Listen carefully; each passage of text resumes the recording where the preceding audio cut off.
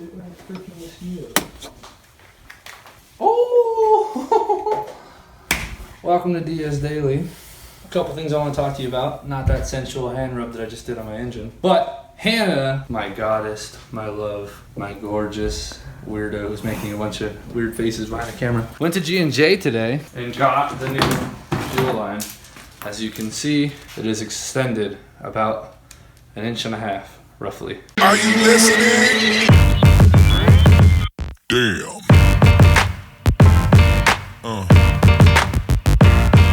Yeah.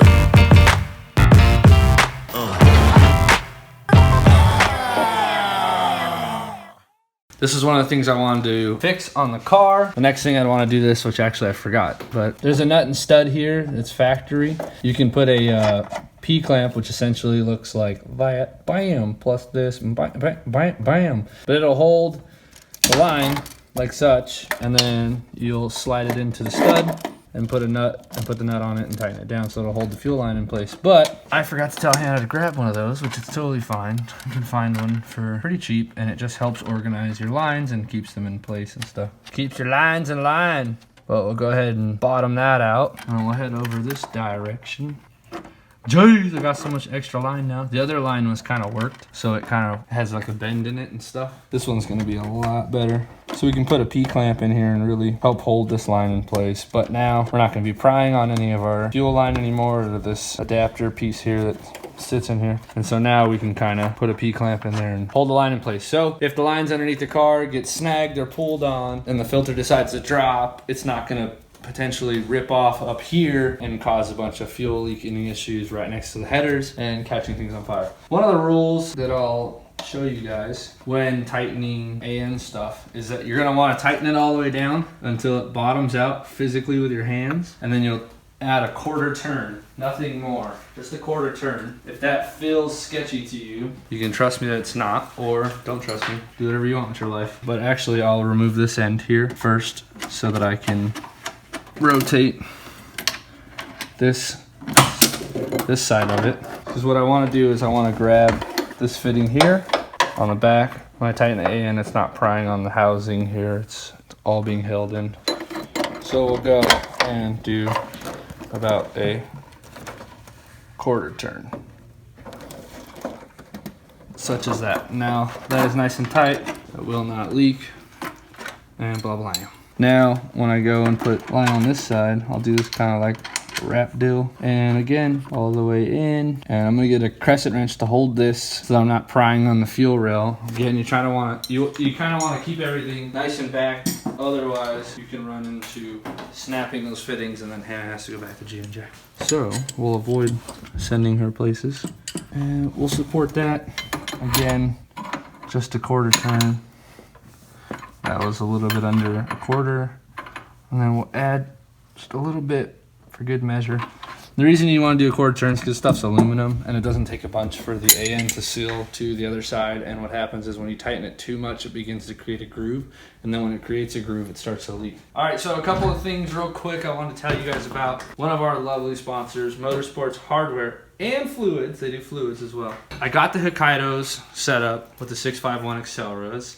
Discount code Diaz08 at checkout at Tire Streets. Make sure you're using that, because those dudes are setting us up with a discount for you guys, my fans, my lovers, secret lovers, so that you guys can get tires at a good deal, and a race tire at that. So the 651 235 is mounted on our Hokkaido 9.5 plus 22, and then we're gonna pair this up with the Motorsports Hardware 20mm track light spacer, hub centric, has a lip here, and then on the inside it has the female side of the lip for the super rusted out rotor. Don't film that, it's okay, it's totally fine. Don't even, everything is okay. So we'll combine this to get the right offset that we want to achieve in order to clear a bunch of stuff on the SLR kit and framework and things like that. So slide that onto our Motorsports Hardware studs, and then we'll take the Hokkaido, lift it up,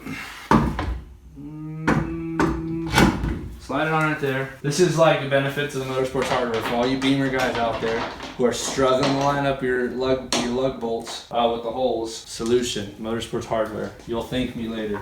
So we'll go ahead and throw this together. Now the car is completely outfitted to do battle and top drift this Saturday and Sunday. If you guys want, if you guys are in the local area and you guys want to come watch us, Saturday's practice, Sunday is qualifying and competition. Willow Springs at the balcony. So with this, I'll go ahead and just run these lug nuts until they touch, pop, pop, pop, until they bottom out. I'm not gonna be getting super rowdy with it.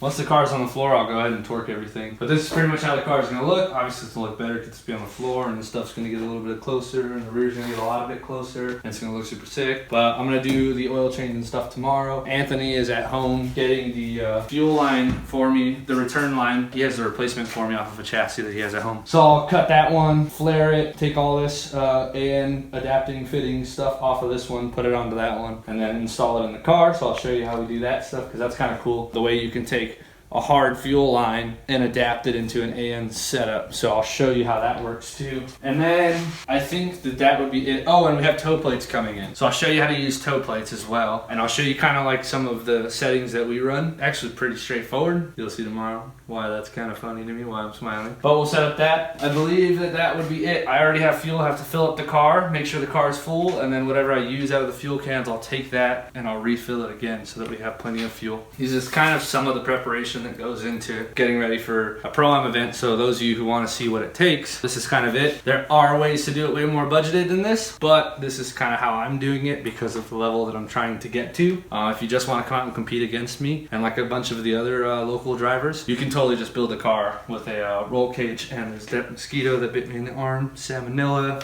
swine flu, Ebola. You can build a car with a roll cage, simple transmission. You don't need to do a crazy motor swap. You can be fairly competitive, but you need to understand that in Pro-Am, and this took me a while to like get and understand because I wasn't there financially. In Pro-Am, if somebody comes out with a 6.8 dog box, quick change, angle kit equipped crazy E46, that's where the bar is set. And it's your job to figure out how to meet it. If you come out with a Corolla and win on, you know, the balcony, that's great, it's dope. We had a guy do that not too long ago, Calvin, really freaking good driver, has an FD background, so it's kind of like, not everybody can do that. He's very talented. You might be able to win there, but then when we go to Horse Thief, it's a different story. And then when we go to these other tracks where a little bit more horsepower and torque is required, it's a different story. If you came to the Drift League, you'd never be able to compete against us in that car because the car's just not capable of even doing the course, let alone keeping up with a car that's set up like this. It's a lot difficulter. What am I even saying? It's a lot harder for you guys to keep up with cars like these. So just understand, you can come into Pro-Am and compete. You'll probably be more competitive in Top Drift versus the Drift League. You probably wouldn't be very competitive at all. But it is what it is. Horsepower doesn't make you a better driver, but it makes it easier to drive. Fight me. Love you guys. Stay safe. Deuces.